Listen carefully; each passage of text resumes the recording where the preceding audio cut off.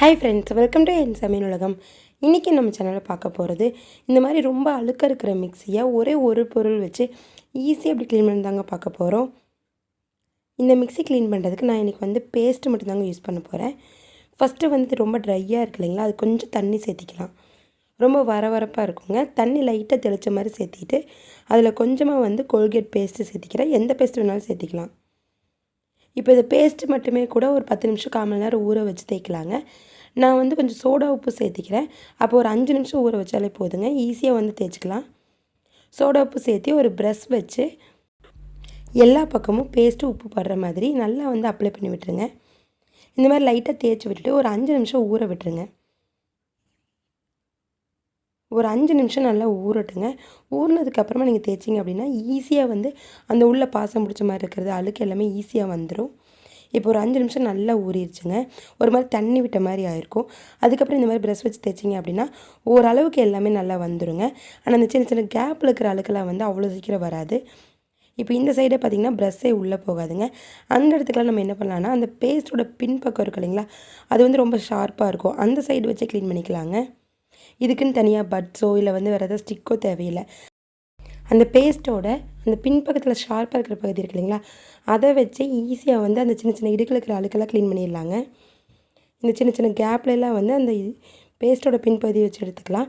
அதே மாதிரி அந்த கீழ் பக்கத்தில் இருக்கிற அழுக்கை இப்படி நல்லா மடித்து விட்டு இப்படி உள்ளே விட்டு இப்படி தேய்ச்சிங்க அப்படின்னாலே அந்த சுற்றுற இடம் இருக்கு இல்லைங்களா, அது கீழே இருக்கிற அந்த அழுக்கு எல்லாமே ஈஸியாக வந்துடுங்க.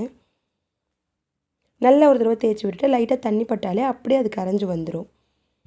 ஏன்னா பேஸ்ட்டோட அந்த பின்பக்கத்தில் நல்லா ஷார்ப்பாக இருக்கும் அந்த எட்ஜு. அதில் வச்சு நீங்கள் தேய்க்கும் போது ஈஸியாக அந்த இடுக்கில் இருக்கிற அழுக்கு எல்லாமே வந்துடுங்க. மிக்சியில் எப்போவுமே இந்த ஸ்விட்சு கிட்ட அதே மாதிரி இந்த பேக் சைடில் எல்லாமே சின்ன சின்ன கேப் இருக்கும். அந்த கேப்லாம் க்ளீன் பண்ணுறதுக்கு இந்த பேஸ்ட்டோட பேக் சைடே நம்ம யூஸ் பண்ணிக்கலாங்க. பட்ஸோ இல்லை ஸ்டிக்கோ தேவையில்லை. இப்போ ஃபுல்லாக ஓரளவுக்கு தேய்ச்சி முடிச்சுட்டு இந்த மாதிரி நார் போட்டு தேய்ச்சிக்கலாங்க. நம்ம இரும்பு நார் யூஸ் பண்ணக்கூடாது, அது ஸ்க்ராட்ச் விழுகும். அப்படியே இரும்பு நாரில் தேய்ச்சா கூட லைட்டாக தேய்ச்சி விடணுங்க, ரொம்ப அழுத்தி தேய்க்கக்கூடாது. இந்த நாராக இருந்தால் ஒரு பிரச்சனையும் கிடையாதுங்க, ஈஸியாக தேய்ச்சி எடுத்துக்கலாம். இப்போ இதிலே பார்த்திங்கன்னா ஸ்விட்சு கிட்டேலாம் அவ்வளோ அழுக்கு இருக்குங்க. ஃபஸ்ட்டு நான் ஒரு தடவை ரஃப்பாக தேய்ச்சிட்டு அதுக்கப்புறம் ப்ரஷ் போட்டு தேய்ச்சி விட்டுறேன்.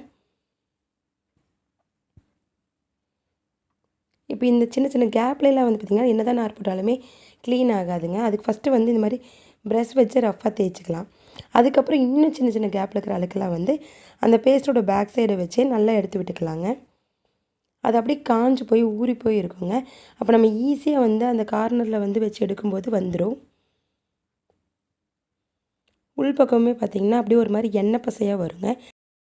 இப்போ இந்த ஸ்விட்சுக்கிட்டையும் பார்த்திங்கன்னா நல்லா டீப்பாக க்ளீன் பண்ணியாச்சு. இப்போ இது தண்ணி ஊற்றி கழுவுறதை விட நான் என்ன பண்ணுவேன்னா துணி வச்சு துடைப்பேங்க. ஏன்னா தண்ணி ஊற்றினா அந்த கேப்பில் உள்ளே போயிடுமோன்னு கொஞ்சம் பயமாக இருக்கும். நான் எப்போவுமே ஒரு கிளாத் வச்சு இந்த மாதிரி துடைச்சி விட்டுருவேங்க. ஒரு 2 தடவையோ இல்லை 3 தடவையோ நல்லா துடைச்சி எடுத்தோம்னாலே நல்லா பளிச்சுன்னு சுத்தமாயிரும்.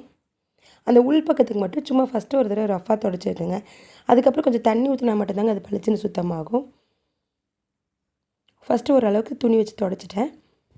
இப்போ மறுபடியும் செகண்ட் டைம் துடைக்கிறதுக்கு முன்னாடி ஒரு தடவை லைட்டாக உள்ளே மட்டும் தண்ணி ஊற்றி விட்டுறேன்.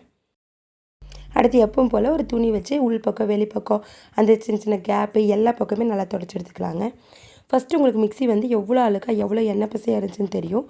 இப்போ அப்படி பளிச்சுன்னு புதுசு மாதிரியே சுத்தமாயிடுச்சுங்க. ஒரே ஒரு பொருள் வச்சு கூட ஈஸியாக க்ளீன் பண்ணிடலாங்க. பேஸ்ட்டு மட்டுமே போதும். நீங்கள் ரொம்ப நேரம் ஊற வைக்க வேணாம், ஒரு 5 நிமிஷத்தில் க்ளீன் பண்ணால் மட்டும் அந்த உப்பு சேர்த்திக்கிங்க. அவ்வளோதாங்க, மிக்ஸி சூப்பராக க்ளீன் ஆயிடுச்சு. இந்த வீடியோ உங்களுக்கு பிடிச்சிருந்துச்சுன்னா லைக் ஷேர் பண்ணிவிட்டு நம்ம சேனலை சப்ஸ்கிரைப் பண்ணிக்கிங்க. தேங்க்யூ.